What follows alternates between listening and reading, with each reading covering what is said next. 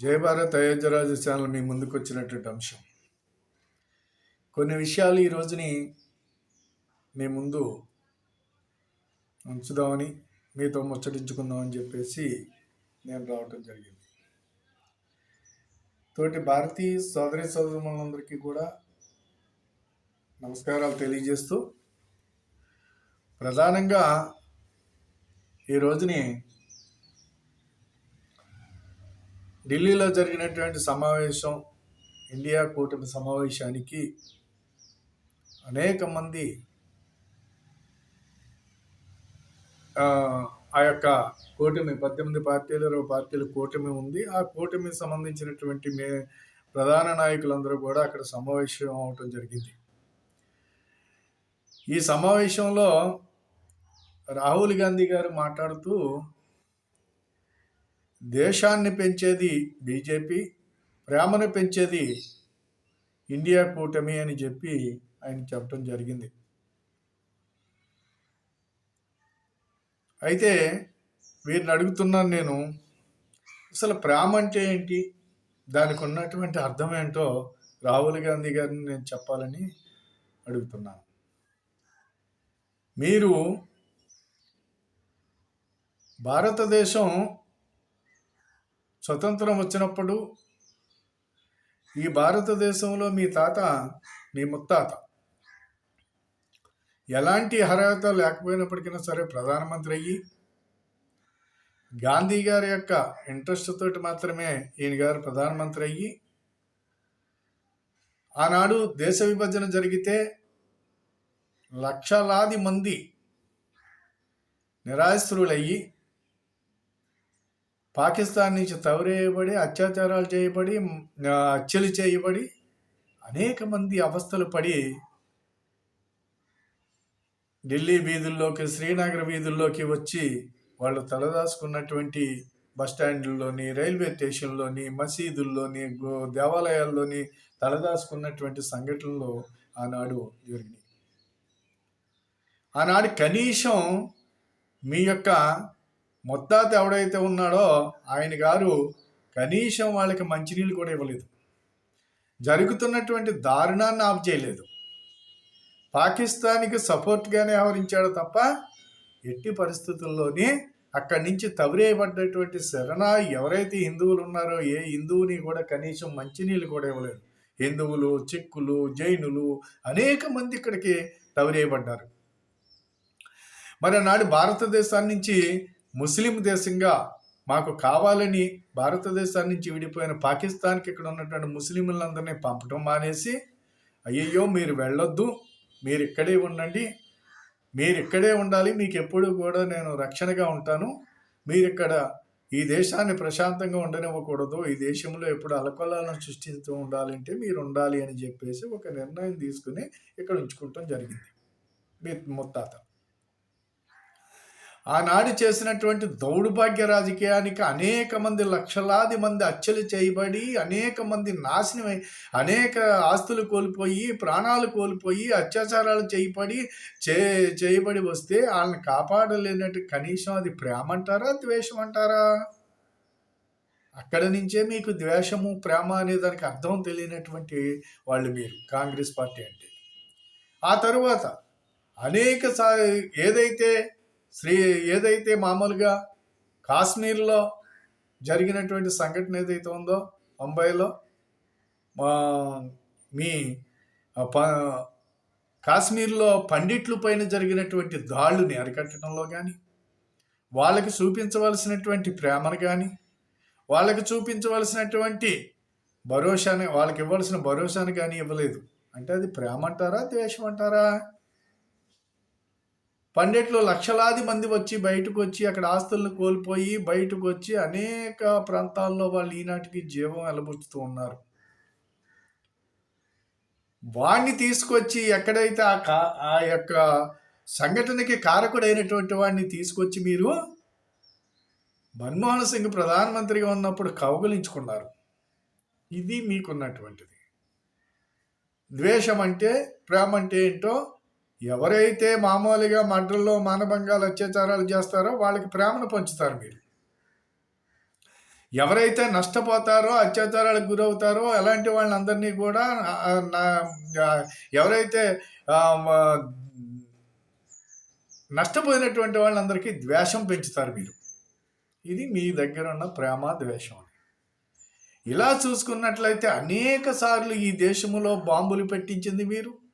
ఈ దేశంలో మామూలుగా ఎప్పుడూ మనశ్శాంతి లేకుండా ఉగ్రవాదుల్ని, ఈ దేశంలో ఉన్నటువంటి మామూలుగా సైన్యాన్ని అవమానిస్తారు మీరు.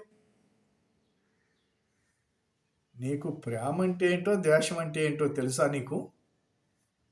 నువ్వు ప్రేమ గురించి ద్వేషం గురించి మాట్లాడుతున్నావు. ద్వేషము తెలుసు తప్ప ప్రేమ తెలియదు మీకు. పాలనా విధానము తెలియదు. భారతదేశ యొక్క సంస్కృతి, భారతదేశ యొక్క భౌగోళిత్వం ఏమీ కూడా తెలియనటువంటి ఒక పశువులు మీరు. ఇక్కడ మీరు పరిపాలన చేసేయటానికి నీ ముత్తాత, నీ మామ చేసినటువంటి ఘనకార్యం ఏమంటారా అంటే ఢిల్లీలో ఈనాటికి కూడా ఒక ప్రాంతం ఇతంతువుల ప్రాంతముగా ఉన్నది. దీనికి కారణం ఆనాడు నీ మామ, నీ తండ్రి. ఆనాడు ఉన్నటువంటి ప్రధానమంత్రిని సిక్కులు ఎవరో ఆ సిక్కులు కాల్చి చంపేస్తే అక్కడున్న ఢిల్లీలో ఉన్నటువంటి సిక్కులందరినీ ఓసకోత కోసి వేలాది మందిని మామూలుగా వితంతువులుగా చేసినటువంటి ఘనత మీది. ఎప్పటికీ వితంతు ప్రాంతంగా ముద్రపడి ఉన్నది. అది ప్రేమ అంటారా, ద్వేషం అంటారా? ఏదైతే పంజాబ్లో ఉన్నటువంటి ఉగ్రవాదం, పంజాబ్లో ఉన్నటువంటి ఏర్పాటువాదం ఏదైతే ఉన్నదో ఆ ఏర్పాటువాదానికి కారణం మీ మామగారు. ఆవిడ సృష్టించినటువంటి ఏర్పాటువాదాన్ని అక్కడ పెంచి పోషించినటువంటి బిద్రణవాదం వాళ్ళే ఆవిడ ప్రాణం తీశారు. దానికి అమాయక ప్రజలందరూ ఏమైపోయారు? సిక్కులందరి పైన పడి ఓసుకోతకోవలసినటువంటి పని ఏంటి? ఇది మీరు చూపించినటువంటి సమాజం పైన మీరు చూపించేటువంటి ప్రేమ. ఇలాగ ఎక్కడికక్కడ చూసుకున్నట్లయితే మీరు చేసినటువంటి ఘనకార్యాలు మీ అమ్మ, మీ నాన్న, వీళ్ళందరూ కూడా, మీ ముత్తాత వీళ్ళందరూ కూడా పెంచి పోషించినటువంటి ఉగ్రవాదాలే వీళ్ళ ప్రాణాలు తీసినాయి. ఈరోజు నువ్వేం చేస్తున్నావు? పార్లమెంట్లో ఈ రోజుని ఈ దేశం సౌభాగ్యంగా ఉండాలి, ఈ దేశం సర్వమంగళ సౌభాగ్యంగా ఉండాలి, ఈ దేశం సర్వ మానవాళి కూడా సుఖశాంతులతో ఉండాలి అనేటువంటి ఆలోచనతోటి పని చేసుకుని వెళ్తున్నటువంటి భారతీయ జనతా పార్టీ, ఈనాడు ఉన్నటువంటి మోదీ ప్రభుత్వం 370 ఆర్టికల్ రద్దు చేస్తే నువ్వు గందరగోళం చేస్తావు. ఎప్పుడో 1870లో ఆ టైంలో ఉన్నటువంటి ఏవైతే మామూలుగా బిల్లులు ఉన్నాయో, బ్రిటిష్ వాళ్ళు ప్రవేశపెట్టినటువంటి చట్టాలు ఏవైతే ఉన్నాయో వాటిని ఈనాటికి కూడా మామూలుగా వాటితోనే మనం కాలయాపన చేస్తున్నాం. ఆ చట్టాల్లోకి వచ్చేటప్పటికి తప్పు చేసినటువంటి వాడు రోడ్డు మీద తిరుగుతున్నాడు, నష్టపోయిన వాడు ఇంట్లో చచ్చిపోతున్నాడు, ఎవరికి సరైన న్యాయం జరగట్లేదు. అలాంటి చట్టాలన్నింటినీ కూడా వాళ్ళు మార్పు చేసి కఠినమైనటువంటి చట్టాలు తీసుకురావటానికి స్వయంగా మనం చట్టాలు రూపొందించుకుంటే ఆ చట్టాలను వ్యతిరేకిస్తాం. దీని ఉద్దేశం ఏంటి? డాక్లాంలో చైనా వాళ్ళతోటి మనకి గొడవ జరిగితే ఆ టైంలో నువ్వు వెళ్ళి చైనా అంబాసిడర్ని కలుస్తావు. ఏం మాట్లాడేవో నువ్వే చెప్పాలి అక్కడ. అసలు నీకు పని ఏంటి అసలు? అంటే నువ్వు ప్రధానమంత్రి అయిపోయి ఈ రోజున మళ్ళా దేశాన్ని ఏ రకమైనటువంటి స్థితికి తీసుకెళ్లాలని నువ్వు ఆలోచిస్తున్నావు? నువ్వేంటో, నీ పరిస్థితి ఏంటో, మీ ఇండియా కూటమి ఏంటో, కూటమిలో ఉన్నటువంటి వాళ్ళందరి గురించి, ఎక్కడ ఎవరు ఏ రకమైన పాలన అందించారో అందరూ ఆ కూటమిలో ఉన్నటువంటి వాళ్ళందరి గురించి ప్రజలకి ఎరికే, ప్రజలందరికీ తెలుసు. అందుకని ప్రతి దాని మీద ఇక్కడ వ్యతిరేకించటం, ఇక్కడ వేర్పాటువాదం తీసుకురావటం, ఇక్కడ ఉన్నటువంటి వేర్పాటువాదాన్ని తుడిసిపెట్టి సమాజాన్ని ఒక పద్ధతి ప్రకారంగా భారతీయ సంస్కృతిలో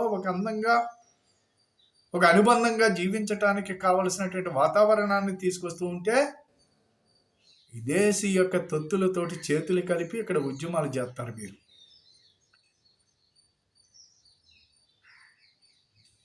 ఎక్కడైతే పంజాబ్లో జరిగేటువంటి నరమేధం ఏదైతే ఉన్నదో ఆ నరమేధాన్ని భారతీయ జనతా పార్టీ అధికారంలోకి వచ్చిన తర్వాత అక్కడికి దాన్ని కంట్రోల్ చేసి అక్కడ ఉన్నటువంటి స్థితిగతులన్నీ మార్చి సరైనటువంటి అకాలీదళ బీజేపీ పార్టీ ప్రభుత్వం అక్కడ పంజాబ్ని ఒక శాంతియుత వాతావరణం తీసుకొచ్చి అక్కడ పరిపాలన చేస్తుంటే మళ్ళీ మీరు అధికారంలోకి వచ్చి చేసిందేంటి? ఈనాడు కేజ్రీవాల్ వచ్చి చేసిందేంటి మీ కూటమిల వాడు? కాబట్టి మీరు మాట్లాడేటువంటి మాటలు కానీ మీరు అబ్బా ఏం మాట్లాడతారంటే మీరు మాటలకి అసలు మీకు చేతలకి పొంతన ఉన్నదా?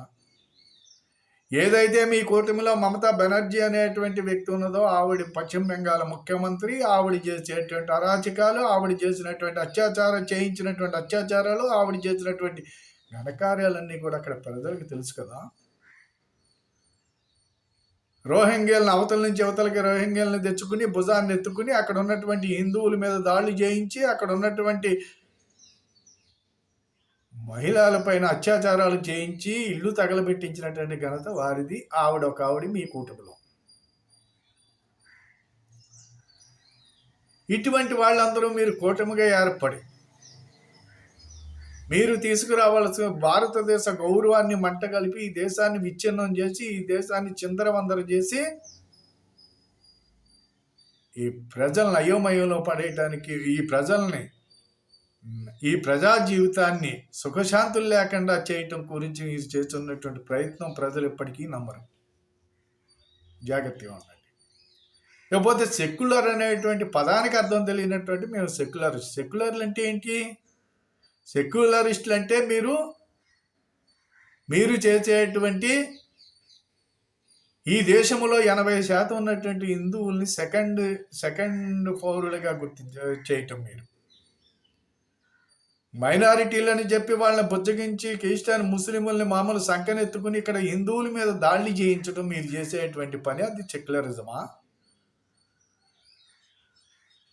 సెక్యులరిజం అంటే అర్థం తెలియనటువంటి సెక్యులరిజం అంటే ఏంటి? దేశంలో సర్వమత సమభావనతో సమాజం ఐక్యతగా ముందుకెళ్ళవలసినటువంటిది. న్యాయం అనేది ఎవరికైనా ఒకే రకంగా జరగాలి.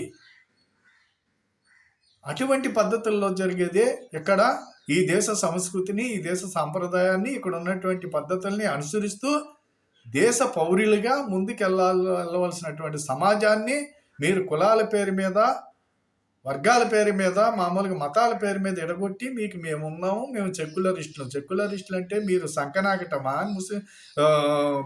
ముస్లింలు సంకనాకటం, క్రైస్తవులు మూతులు నాకటమా మీరు చేసేది?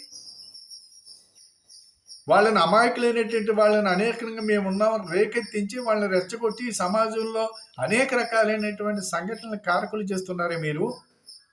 ఇదా మీరు చేసేటువంటి కార్యక్రమం? కాబట్టి పనికిమాలి మాటలు మాట్లాడొద్దు.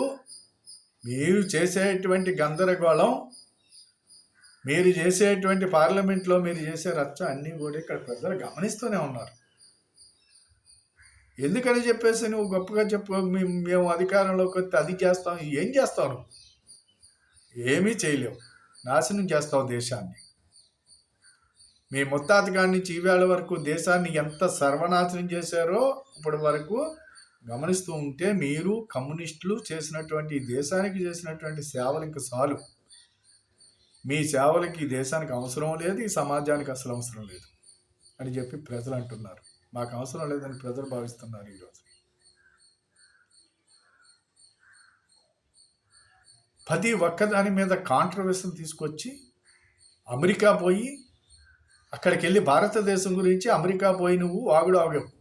ఏమాగావు తెలుసా? నువ్వు అమెరికా పోయి భారతదేశంలో పరిస్థితులు బాగోలేదు, అక్కడ క్రిస్టియన్ ముస్లింల మీద దాడులు జరుగుతున్నాయి, అక్కడ రక్షణ లేకుండా పోయింది అని చెప్పేసి చెబుతావా నువ్వు? ప్రపంచంలో ప్రశాంతంగా జీవించేటువంటి దేశం ఏదైనా ఉంది అంటే ముస్లింలు కానీ, క్రైస్తవులు కానీ, జైనులు కానీ, చిక్కులు కానీ ఎవరైనా సరే సర్వమత సమభావనతో సుఖశాంతులతో జీవిస్తున్న దేశం ఏదైనా ఉందంటే భారతదేశం. భారతదేశంలో ఇబ్బందులు కలిగినట్టు భారతదేశంలో హిందువులకి ఇబ్బందులు కలిగినాయే తప్ప వీళ్ళెవరికి ఎలాంటి ఇబ్బందులు కలగలేదు. వీళ్ళందరినీ కూడా ప్రేమతోటి హిందూ సమాజం చూసుకుంది. నువ్వు వెళ్ళి అక్కడ అరుస్తావా? దేశ గౌరవాన్ని మంట కలుపుతావరా నువ్వా? అంతే. కాబట్టి నువ్వు అనవసరమైనటువంటి ఇండియా కూటమి ఏదైతే ఉందో భారతీయ సోదరులందరికీ కూడా, భారతీయ ప్రజానికానికి అందరికీ కూడా నేను మనవి చేసేది ఏంటంటే, ఈ ఇండియా కూటమి అనేది ఏదైతే పేరు పెట్టుకున్నారో వీళ్ళని ఎక్కడా కూడా దరిదాపులకి చేరనివ్వకండి దయచేసి అని నేను కోరుతున్నాను. ఒకసారి అధ్యయనం చేసుకోండి. నేను చెప్పేది కాదు, వాళ్ళు చేసిన ఘనకార్యాలు.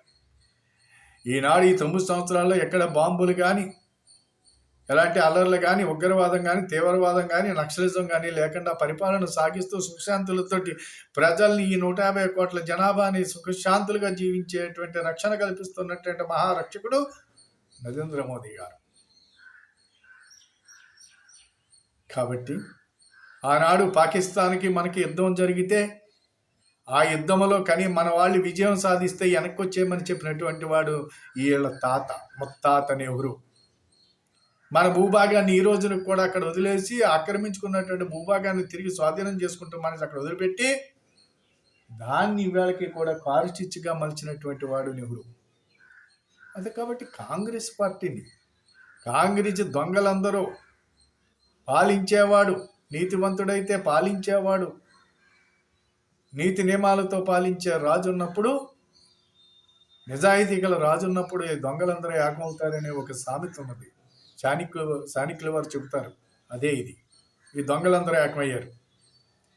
అంతే. కాబట్టి రాహుల్ గాంధీ, ఈ కేజ్రీవాల్, ఈ మమతా బెనర్జీ వీళ్ళందరూ చేసేటువంటి చేష్టలు, అలా కేరళలో కమ్యూనిస్టు పార్టీ వీళ్ళందరూ చేస్తున్నటువంటి చేష్టలను గమనించుకుని రాబోయే రోజుల్లో వీళ్ళ ప్రజల ముందుకు వస్తారు, వీళ్ళు ఓట్లు అడుక్కోవడానికి వస్తారు. జాగ్రత్త వహించండి దయచేసి. వీళ్ళకి ఎలాగా మన పరిస్థితి బాగోలేదని ఉచితాలు ప్రకటిస్తున్నారు. ఆ ఉచితాలన్నీ వీళ్ళ బాబుల సొమ్ములు ఏం కాదు. మనం కట్టినటువంటి ఒక్కటి ఉచితం ఇస్తే ఇంకొక దాని మీద వేసి వీళ్ళు రుద్దుతారు. దయచేసి దేశ అభివృద్ధి ముందు సాగుతున్నదే. ఇలాంటి టైంలో ఎట్టి పరిస్థితుల్లో వీళ్ళ మాటలు నమ్మొద్దని చెప్పేసి మీ అందరినీ కోరుతూ, యావత్ భారతీయ సమాజాన్ని నేను కోరుతూ, మీ అందరూ కూడా ఈ ఆలోచిస్తారని చెప్పేసి మిమ్మల్ని అందరినీ కూడా కోరుతున్నాను. అలాగే ఈ వీడియో నచ్చితే 10 మందికి షేర్ చేయండి. నా వీడియోను సబ్స్క్రైబ్ చేసి మీరు నాకు సపోర్ట్గా ఉండండి. కామెంట్ రూపంలో మీకు ఏమన్నా తెలిసినవి ఉంటే కనుక ఖచ్చితంగా నాకు తెలియజేస్తారని చెప్పి ఆశిస్తూ సెలవు తీసుకుంటున్నాను. జై భారత్, జై హింద్.